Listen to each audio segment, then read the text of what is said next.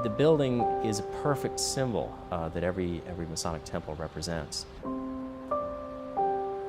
This is a true landmark.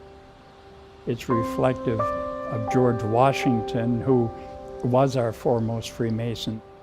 When you enter the memorial, you're overwhelmed with Washington.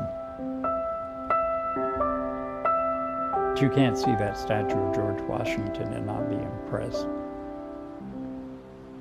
It's just a commanding presence in Memorial Hall, as George Washington was a commanding presence in life. When a person comes up the steps and enters through these bronze doors with a colossal statue, there should be a reaction there that challenges the visitor to come to grips with who this man in standing before them is. It has to inspire some degree of awe. I've been to this building several times before, but even today, as I'm walking up the steps, there's a little thrill that comes from that. Much of it also, of course, relates to the character of George Washington. And there's a sense that this is a connection to the founding principles of this country.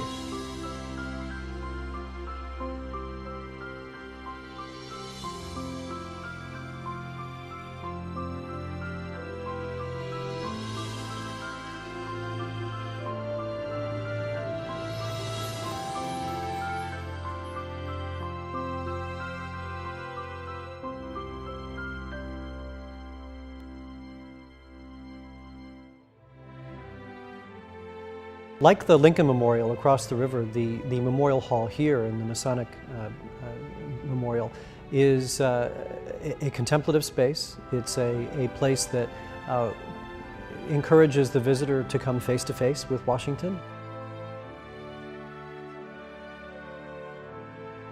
This is a true landmark, like most of the major Masonic buildings around the country.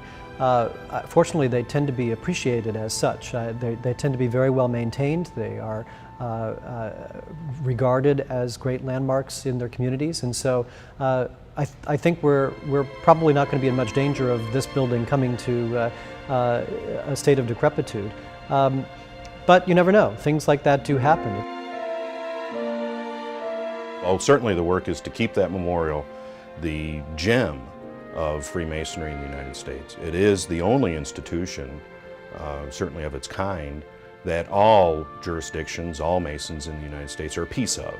That happened back in 1910, that all of us became a co-owner of that building.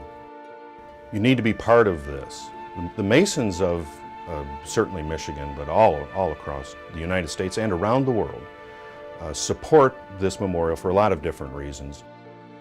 It's important for us to have this central source, this central point that connects us. How you can support it is really twofold. I think, number one, you can support it by visiting it, becoming part of it, understand what it's trying to teach the world. And the second is, of course, financial.